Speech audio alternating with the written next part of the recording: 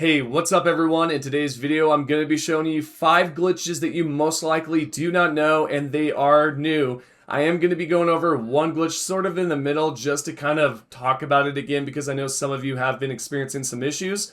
We are first going to arrive over here at the shaded castle and then jump towards the left so that you can then go over this barricade.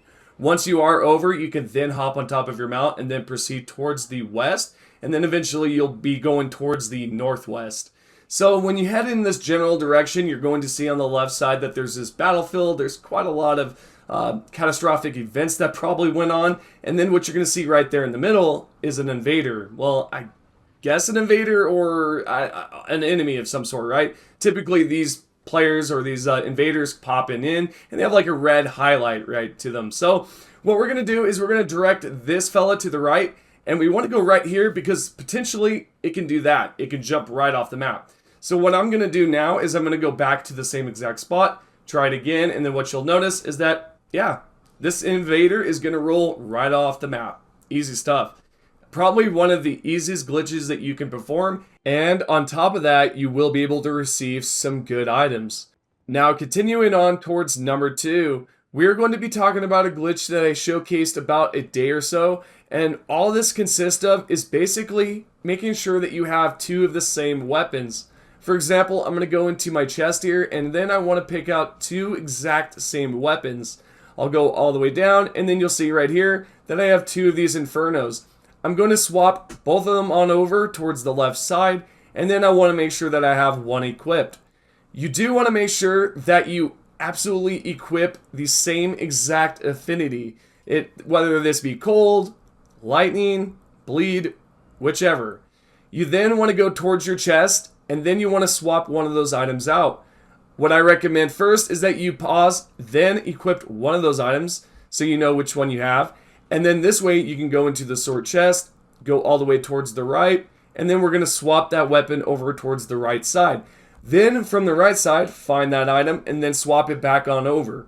You can then go towards the Ashes of Ore, and then now you want to remove the Ashes of Ore that's on the one that's not equipped.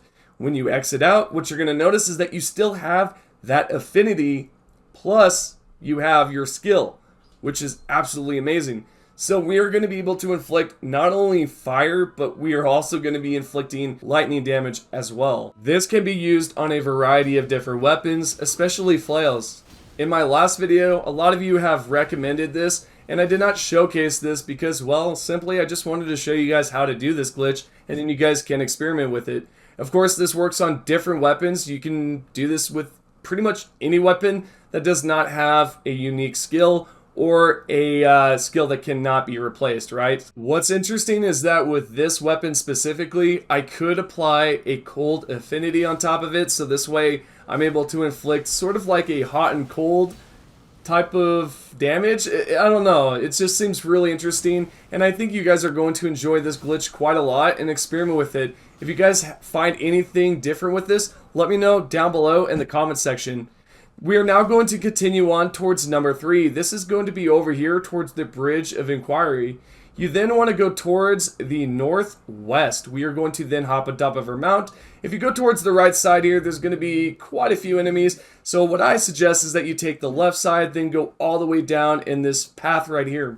You're going to see 1 enemy. Honestly, it's not a big deal. Then continue forward, and then this is where it might be a pain because there's these doggos. Just take out the dogs, and then what you should see up here towards the Rotten Shack, or Putrid Shack, I forget which one it's called. It's probably the Corpse Stench Shack?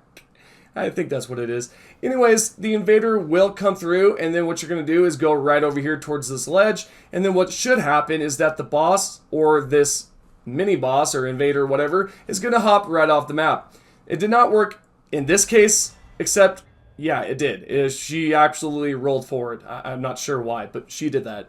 And so with that being said, we can then head on towards number 3. This next location is going to be right over here at the War Master Shack. You can actually do this early game because once you are here, you can then head towards the northwest. We are basically going to head towards one of the mausoleums, or the Colosseum, I should say. And then once you are in this general direction, you should see that an invader will pop up sort of at the front. Then what you're going to do is head towards the left side here, and then once you do head in this general direction, the invaders should follow you as well.